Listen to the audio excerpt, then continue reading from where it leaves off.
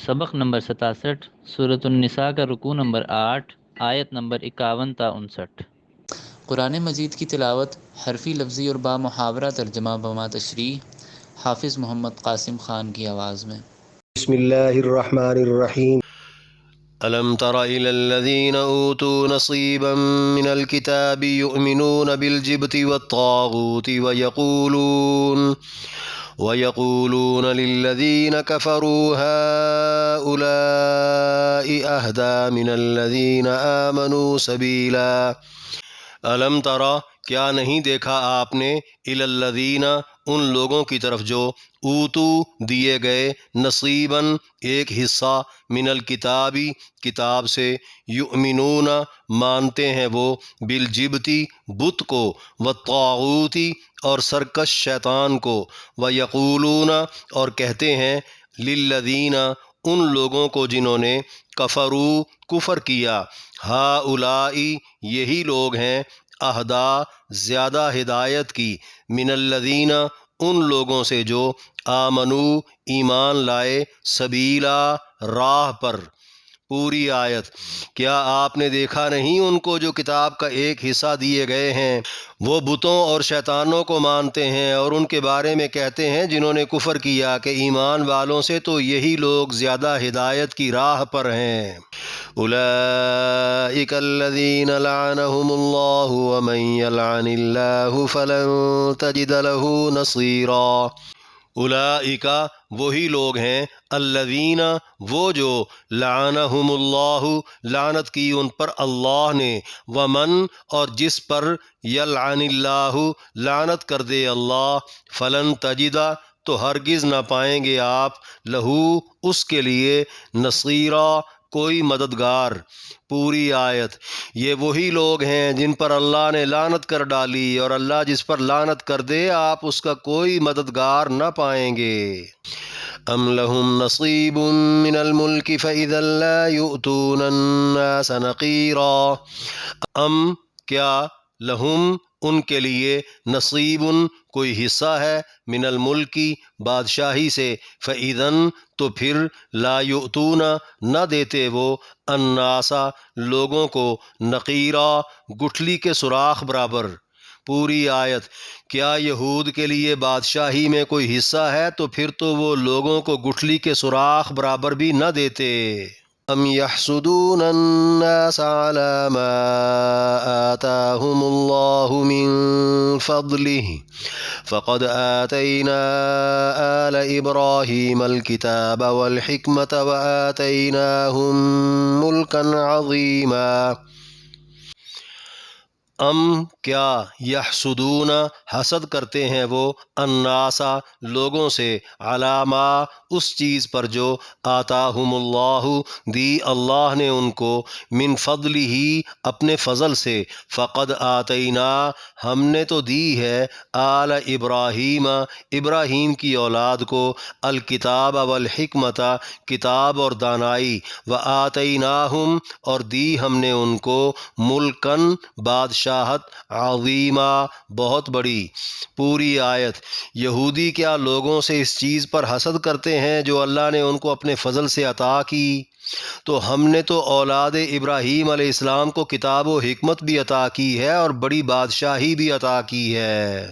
فَمِنْهُمْ مَنْ آمَنَ بِهِ وَمِنْهُمْ مَنْ صَدَّ عَنْهُ وَكَفَى بِجَهَنَّمَ سَعِيرًا۔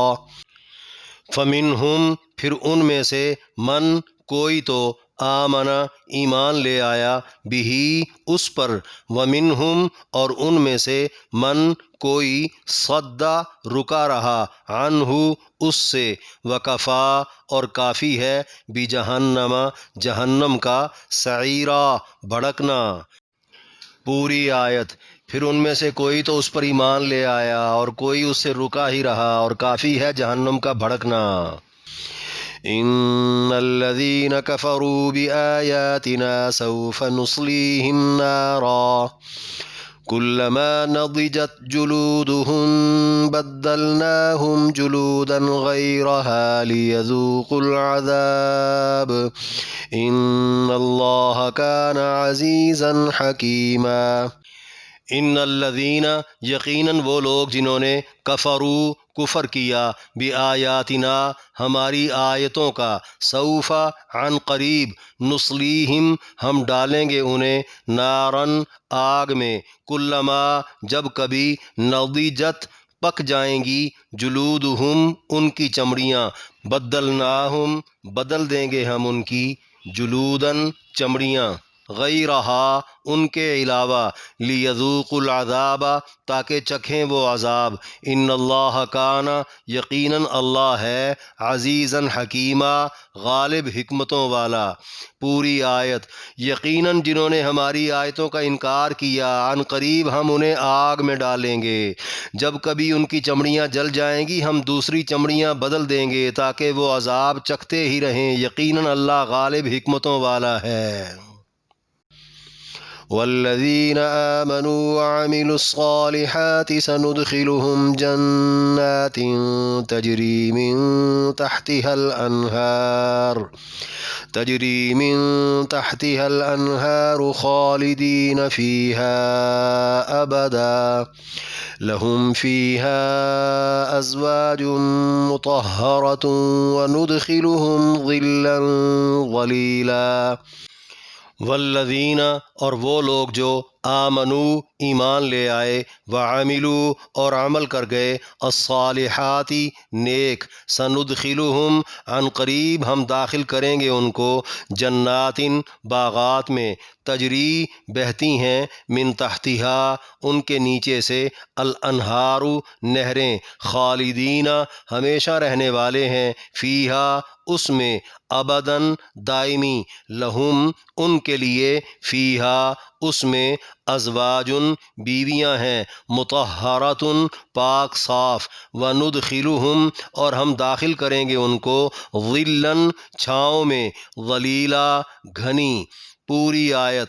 اور جو لوگ ایمان لے آئے اور نیک عمل کر گئے، ان قریب ہم انہیں ایسے باغات میں داخل کریں گے جن کے نیچے نہریں بہتی ہیں، وہ اس میں ہمیشہ ہمیشہ رہیں گے، اور ان کے لیے وہاں پاک صاف بیویاں ہوں گی، اور ہم ان کو گھنی چھاؤں میں داخل کر دیں گے۔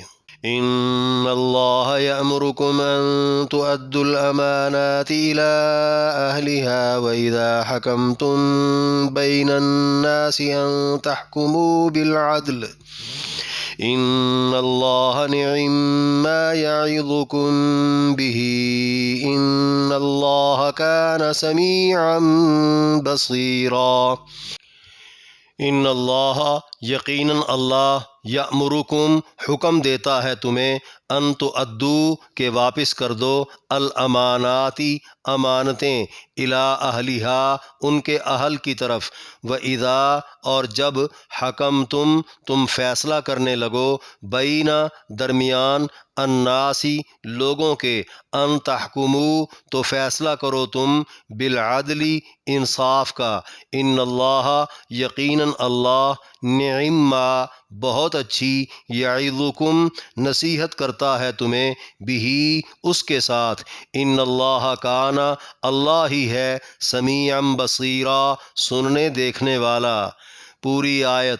اللہ تمہیں حکم دیتا ہے کہ امانتیں ان کے اہلوں کو واپس کر دو، اور لوگوں کے درمیان جب بھی تم فیصلہ کرنے لگو تو انصاف کا فیصلہ کرو۔ اللہ تمہیں ان باتوں پر بہت اچھی نصیحتیں کرتا ہے، یقیناً اللہ ہی سننے دیکھنے والا ہے۔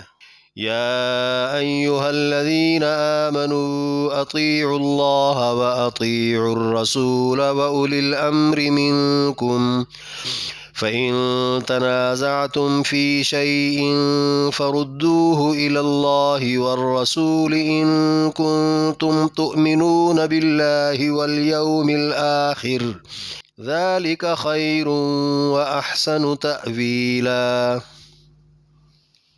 یا ایہا الذین آمنوا اے ایمان والے لوگو، اطیعوا اللہ اللہ کا کہا مانو، واطیعوا الرسول اور رسول کا کہا مانو، واولی الامر اور حکم والے کا بھی، منکم اپنے میں سے، فإن پھر اگر تنازعتم جھگڑ پڑو تم فی شیئن کسی چیز میں فردوہ تو لوٹاؤ اسے الی اللہ والرسول اللہ اور رسول کی طرف ان کنتم اگر ہو تم تؤمنون ایمان رکھتے باللہ والیوم الآخر اللہ اور یوم آخرت پر ذالک یہی بات خیرٌ بہتر ہے و احسن اور زیادہ اچھی ہے تأویلا نتیجے میں۔ پوری آیت۔ اے ایمان والو اللہ کا کہا مانو اور رسول کا کہا مانو اور اپنے میں سے حکم والے کا بھی۔ اور اگر تم کسی بات میں اختلاف کر بیٹھو اگر تم اللہ اور یوم آخرت پر ایمان رکھتے ہو تو اللہ رسول کی طرف ہی رجوع کرو، یہی بات بہتر اور نتیجے میں اچھی ہے۔ اس رکوع میں 9 آیات کی تشریح۔ آیت نمبر 51 الم ترا سے ہؤلاء اہدی من الذین آمنوا سبیلا تک فرمایا کیا آپ نے دیکھا نہیں ان کو جو کتاب کا ایک حصہ دیے گئے ہیں، وہ بتوں اور شیطانوں کو مانتے ہیں اور ان کے بارے میں کہتے ہیں جنہوں نے کفر کیا کہ ایمان والوں سے تو یہی لوگ زیادہ ہدایت کی راہ پر ہیں۔ یعنی ان یہودیوں کو بھی ذرا دیکھو جو باوجود اہل کتاب ہونے کے مسلمانوں کی دشمنی میں مشرکین مکہ سے جا ملے۔ بحوالہ طبرانی اور بیہقی بروایت ابن عباس رضی اللہ عنہ یہودیوں کے سرکردہ 2 لوگ حی بن اخطب اور کعب بن اشرف مدینہ سے چل کر مکہ میں مشرکین کو یہ کہنے آئے کہ تم مسلمانوں اور ان کے نبی سے لڑو، ہم تمہارا ساتھ دیں گے۔ مشرکین بولے تم اہل کتاب اور قدیمی علوم کے ماہر ہو، بتاؤ ہمارا دین بہتر ہے یا مسلمانوں کا؟ یہودیوں نے ساری تفصیل سن کر مشرکین مکہ سے کہا کہ مسلمانوں کی بنسبت تم لوگ حق پر ہو۔ بروایت اکرمہ رضی اللہ عنہ مشرکین بولے تم اور مسلمان کتابی ہو، ہم کتابی نہیں، اس لیے ڈرتے ہیں کہیں ہمارے ساتھ دھوکہ نہ ہو جائے۔ اگر تم لوگ ہمارے ساتھ اتحاد چاہتے ہو تو ان 2 بتوں کو سجدہ کر دو۔ چنانچہ یہودیوں نے بتوں کو سجدہ بھی کر لیا۔ نبی علیہ السلام پر یہ آیت کریمہ نازل ہو گئی کہ اہل کتاب مسلمانوں کی دشمنی میں جبت اور طاغوت کو بھی مان چکے ہیں۔ مفسرین کے بقول جبت بت ہیں اور طاغوت بتوں کی پوجا ہے۔ بعض نے کہا جبت کفر ہے اور طاغوت شیطان ہے۔ جبت اور طاغوت کا معنی حق کے مقابلے میں ہر باطل کے بھی لیے گئے ہیں۔ بتایا جا رہا ہے بجائے اس کے کہ یہودی اہل کتاب ہونے کے ناطے آسمانی وحی کی طرف مائل ہوتے، دشمنی اور حسد میں باطل کو قبول کر بیٹھے، گویا صریح کفر و شرک کو بھی وہ درست مان گئے۔ آیت نمبر 52 اولئک الذین لعنہم اللہ ومن یلعن اللہ فلن تجد لہ نصیرا فرمایا یہ وہی لوگ ہیں جن پر اللہ نے لعنت کر ڈالی اور اللہ جس پر لعنت کر دے آپ اس کا کوئی مددگار نہ پائیں گے۔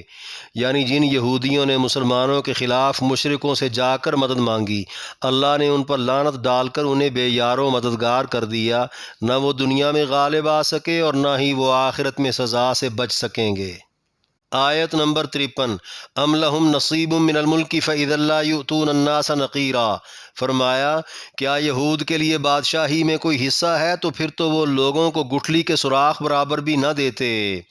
یعنی یہودی جو یہ چاہتے ہیں کہ ہر کوئی سب کچھ ان کی مرضی منشا کے مطابق کرے، اس کے لیے تو بادشاہی کا ہونا ضروری ہے، یا پھر بقول یہود کے کہ ان کی بادشاہت قائم ہونے والی ہے، جبکہ یہودیوں کی بادشاہی کے آثار تو دور دور تک کہیں نظر نہیں آ رہے، اور اگر ہوتی تو یہ بخیل اتنے ہیں کہ لوگوں کو یہ ایک گٹھلی کے سوراخ جتنی چیز بھی کھانے کو نہ دیتے۔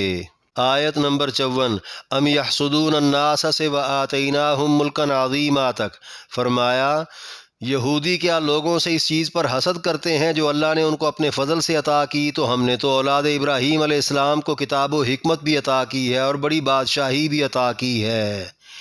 یعنی نبوت اور رسالت کا غیر یہودیوں میں منتقل ہو جانا یہودیوں کی جلن کا باعث بنا۔ بعضوں نے کہا صحابہ کرام سے جلتے تھے کہ انہیں دنیا کی پیشوائی کیوں مل گئی۔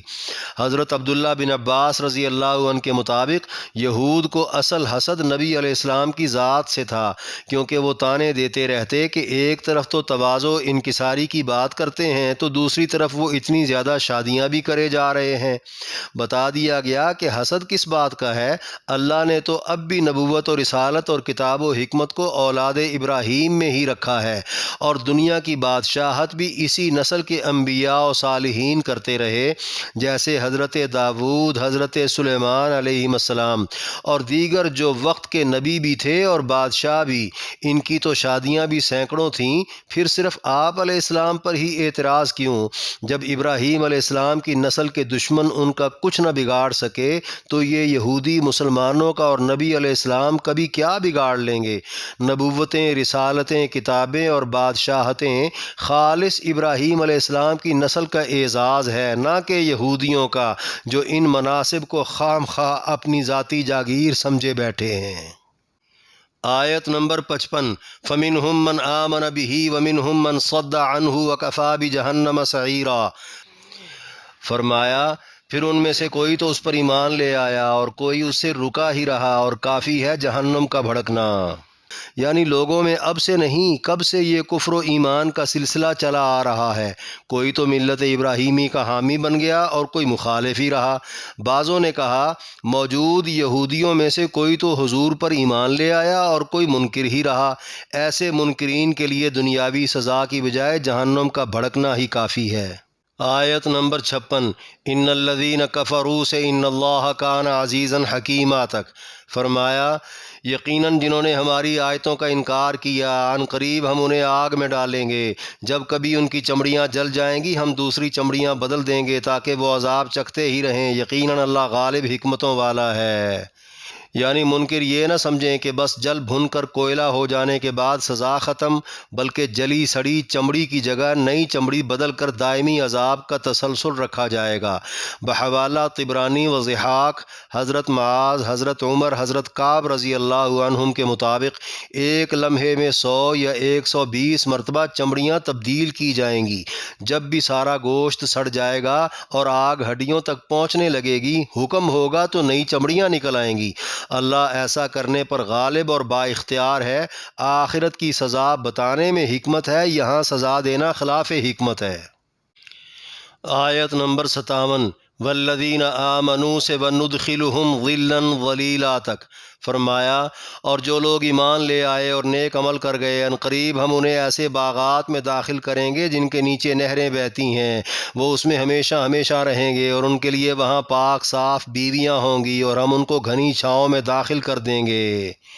یعنی کافروں اور ان کے عذابوں کے برعکس نیک عمل والے مومنوں پر نوازشات کی بارشیں ہوں گی، دلکش باغات، نہریں، بیویاں، لمبے گھنے سائے۔ چونکہ عرب ریگستان سرزمین کے باسیوں کے لیے انتہائی مرغوب چیزیں تھیں، جہاں نہ اتنے درخت تھے نہ پانی تھا، اور نہ ہی لو چلتی گرم دھوپ میں گھنے سائے تھے۔ خوبصورت عورت بھی ان کا انتخاب ہوتا تھا۔ دیگر آیات میں شراب کا ذکر بھی ملتا ہے۔ یہ وہ چیزیں تھیں جن کی وہ ہمیشہ تمنا رکھتے تھے۔ ان کے ذوق و شوق کے مطابق نعمتوں کا تذکرہ اس بات کی نشاندہی ہے کہ اسی مناسبت پر دیگر خطوں کے باسی اپنی اپنی ترجیحات کو قیاس کر سکتے ہیں۔ اللہ کے ہاں نوازنے کے لیے نعمتوں کی کمی نہیں، کیونکہ کئی سرد علاقے ایسے بھی ہیں جہاں کے باسی صرف تپتی دھوپ کو ترستے ہیں۔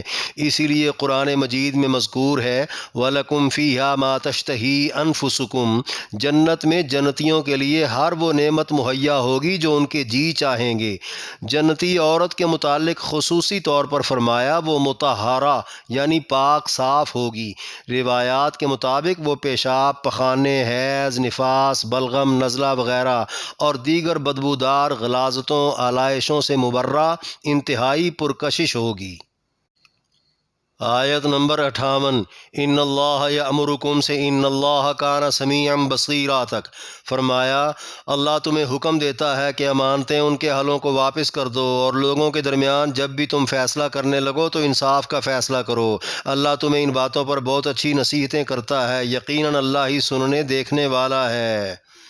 یعنی اللہ کی نصیحتیں اتنی عمدہ ہیں کہ ان پر عمل سے مسلمانوں کا وقار بلند ہوگا، جبکہ یہودی ان پر عمل نہ کر کے بے اعتبارے ہو چکے ہیں۔ امانتوں اور فیصلوں کی بابت حکم عام ہے۔ کسی کافر، مشرک، منافق، فاسق، فاجر کی کوئی امانت ہو یا تنازع ہو تو اللہ کا حکم نہیں ٹوٹنا چاہیے۔ کسی حقدار کا حق اپنے قبضہ میں ہو تو اسے لوٹا دینا امانت کی واپسی ہے، اور اگر کسی حقدار کا حق کسی اور کے قبضہ میں ہو تو حقدار کو اس کا حق دلوا دینے کا فیصلہ انصاف ہے۔ کسی کے حق میں ناجائز قبضہ یا پھر قابض کی ناجائز طرفداری ظلم ہے۔ حقوق چاہے خالق کے ہوں یا مخلوق کے، سب کی رعایت لازم ہے۔ متعدد روایات کے مطابق یہ آیت فتح مکہ کے دوران اس وقت نازل ہوئی جب نبی علیہ السلام نے بیت اللہ کے اندر جانے کے لیے کعبہ کے چابی بردار عثمان بن طلحہ سے دروازے کی چابی مانگی۔ اس کے انکار پر حضرت علی رضی اللہ عنہ نے چابی چھین کر نبی پاک کے ہاتھ میں تھما دی۔ آپ علیہ السلام اندر تشریف لے گئے۔ حضور کے چچا حضرت عباس رضی اللہ عنہ نے خواہش ظاہر کی کہ کعبہ کا چابی بردار ان کو بنا دیا جائے۔ کچھ اور لوگ بھی یہی تمنا کر رہے تھے۔ نبی علیہ السلام اندر نماز وغیرہ سے فارغ ہونے کے بعد یہ آیت پڑھتے ہوئے باہر تشریف لائے اور واپس عثمان بن طلحہ کو چابی دے کر فرمایا، تجھ سے یہ چابی ظالم کے سوا کوئی اور نہیں چھینے گا۔ یوں آپ نے بتا دیا کہ اللہ کا حکم یہی ہے، امانت اس کے اہل کو واپس لوٹا دی جائے۔ آیت نمبر 59 یا ایھا الذین آمنوا سے ذالک خیر و احسن تأویلا تک فرمایا، اے ایمان والو، اللہ کا کہا مانو اور رسول کا کہا مانو اور اپنے میں سے حکم والے کا بھی۔ یعنی قرآن کے ساتھ ساتھ نبی کا فرمان بھی حجت اور واجب الاطاعت ہے۔ صرف قرآن کی بات مان لینا ہی کافی نہ ہوگی۔ اللہ رسول کے بعد اولی الامر یعنی حکم والے کا درجہ ہے۔ اولی الامر کی اطاعت بھی واجب تو ہے مگر اللہ رسول کے تابع ہے۔ اولی الامر سے مراد حکومتی سرکاری عہدیداران اور ان کے ماتحت افسران اور ذمہ داران ہیں۔ انتظامی امور سے متعلقہ حکمرانوں کے تمام فیصلے مانے جائیں گے۔ شرعی امور میں تب مانے جائیں گے جب وہ دین اسلام کے خلاف نہ ہوں گے۔ مفسرین کے مطابق بیوی کے لیے شوہر، اولاد کے لیے والد، غلام کے لیے آقا لوگ بھی اولی الامر ہیں۔ بحوالہ بخاری و مسلم بروایت عبداللہ بن عمر رضی اللہ عنہ، نبی علیہ السلام کا یہ بھی فرمان ہے، خوب سن لو، ہر کوئی اپنی رعایا کا نگران اور ذمہ دار ہے۔ جو کوئی جس کے سپرد ہے وہی اس کا نگران ہے۔ ہر نگران سے اس کے ماتحتوں کے متعلق حشر میں پوچھا جائے گا۔ اس فرمان سے پتہ چلا دنیاوی نظم کی خاصی اہمیت ہے۔ حضرت اکرمہ اور کلبی کے بقول تمام مسلمانوں کے لیے نبی علیہ السلام کے چاروں خلفاء اولی الامر ہیں۔ جمہور مفسرین کے نزدیک اہل علم، فقہاء اور مجتہدین ہی حقیقی اولی الامر ہیں، کیونکہ حکام بھی شرعی امور میں ان کی تحقیق و اجتہاد کو تسلیم کرنے کے پابند ہیں، جیسے حضرات ابو بکر و عمر رضی اللہ عنہما، جو خود فرما روا ہونے کے باوجود دقیق مسائل میں حضرت علی و دیگر فقیہ صحابہ رضی اللہ عنہم کی رائے پر قانون سازی کیا کرتے تھے۔ آخر میں فرمایا، اور اگر تم کسی بات میں اختلاف کر بیٹھو، اگر تم اللہ اور یوم آخرت پر ایمان رکھتے ہو تو اللہ رسول کی طرف ہی رجوع کرو، یہی بات بہتر اور نتیجے میں اچھی ہے۔ یعنی مسلمان حاکم یا حکام یا پھر حکومت کے شرعی امور سے متعلقہ فیصلوں میں اگر اختلاف ہو جائے، آیا یہ درست ہے یا نہیں، تو حکمرانوں پر اللہ اور رسول کا حکم ماننا یعنی قرآن و سنت کے دلائل و ہدایات کو رفع اختلاف کے لیے حرف آخر سمجھنا واجب ہوگا۔ چونکہ قرآن و سنت کے ماہر اور شریعت کے امین ہر زمانے میں اہل علم فقہا ہی ہوتے ہیں، اس لیے رفع اختلاف میں انہی کی طرف رجوع کیا جائے گا اور انہی کے فیصلے کو حجت سمجھا جائے گا۔ نبی علیہ السلام کے فرمان علماء انبیاء کے وارث ہیں کا مطلب ہی یہی ہے۔ فی زمانہ پاکستان میں تمام مسالک کے معتبر اکابرین علماء اور ماہرین فنون و قوانین پر مشتمل ایک ادارہ اسلامی نظریاتی کونسل کے نام سے اسی مقصد کے لیے قائم کیا گیا ہے۔ دیگر اسلامی ممالک میں بھی اسی نوعیت کے ادارے موجود ہوں گے۔ احادیث کی تمام کتابوں میں ایک واقعہ مذکور ہے۔ نبی علیہ السلام نے حضرت خالد بن ولید رضی اللہ عنہ کی سربراہی میں کسی قوم کی طرف ایک لشکر روانہ فرمایا جس میں عمار بن یاسر رضی اللہ عنہ بھی تھے۔ جس قوم پر حملہ کرنا تھا وہ قوم حملے کا سنتے ہی وہاں سے بھاگ گئی۔ ان کے ایک شخص نے رات کے اندھیرے میں عمار بن یاسر کے پاس آ کر اسلام قبول کر کے کہا کہ کیا میرا اس حال میں اسلام لانا مجھے نفع دے گا اور میں مارا تو نہیں جاؤں گا؟ عمار بن یاسر رضی اللہ عنہ نے تسلی دے دی۔ صبح جب لشکر اسلام نے اس علاقے پر حملہ کیا تو بس اسی شخص کو گرفتار کر کے خالد بن ولید کے پاس لایا گیا۔ وہاں موجود عمار بن یاسر نے کہا اسے چھوڑ دیا جائے، یہ شخص مسلمان ہو چکا ہے اور میری امان میں آ چکا ہے۔ جس پر خالد بن ولید نے اختلاف کیا اور کہا تم اپنے امیر کی اطاعت سے نکل کر کیسے کسی کو پناہ دے سکتے ہو؟ یہ تنازع بارگاہ نبوت میں پیش ہوا، دونوں میں تلخ کلامی بھی کسی حد تک ہوئی۔ اللہ کے نبی نے عمار بن یاسر کی پناہ کو آئندہ ایسا نہ کرنے کی تنبیہ پر باقی رکھا اور خالد بن ولید سے فرمایا کہ جس نے عمار بن یاسر رضی اللہ عنہ کو برا بھلا کہا اللہ اس سے ناراض ہے۔ اس کے بعد حضرت خالد بن ولید نے معذرت کر لی۔